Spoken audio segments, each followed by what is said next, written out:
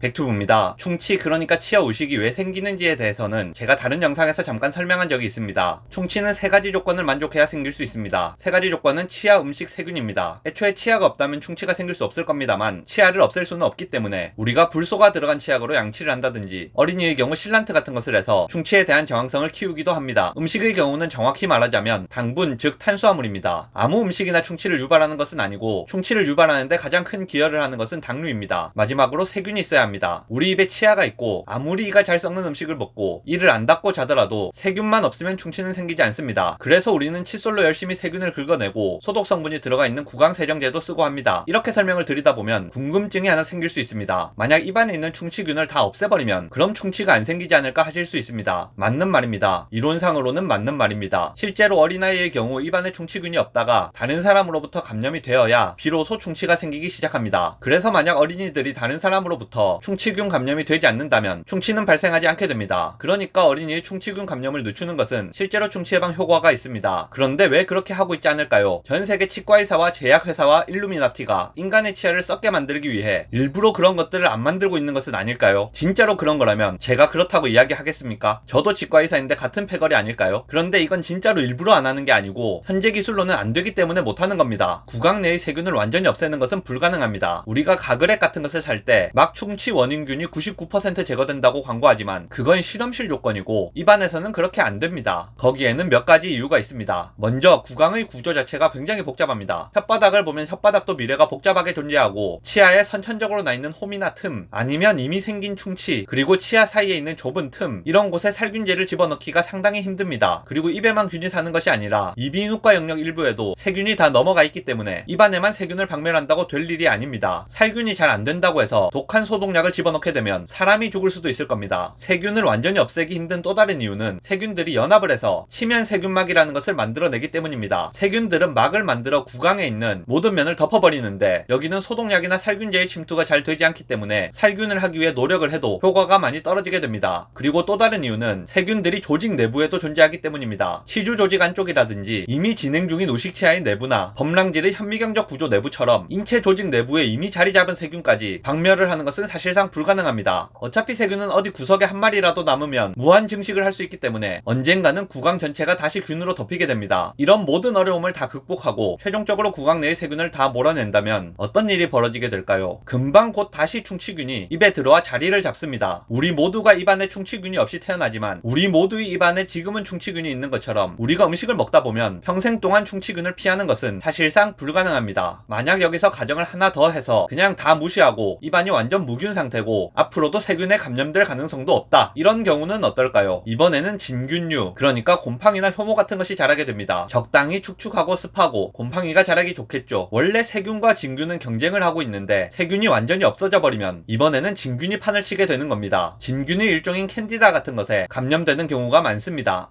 영상 요약하겠습니다. 구강 내 충치균을 완전 박멸하는 것은 불가능하며 혹시나 박멸이 가능하다고 가정하면 충치는 생기지 않겠지만 다른 문제들이 발생하게 됩니다.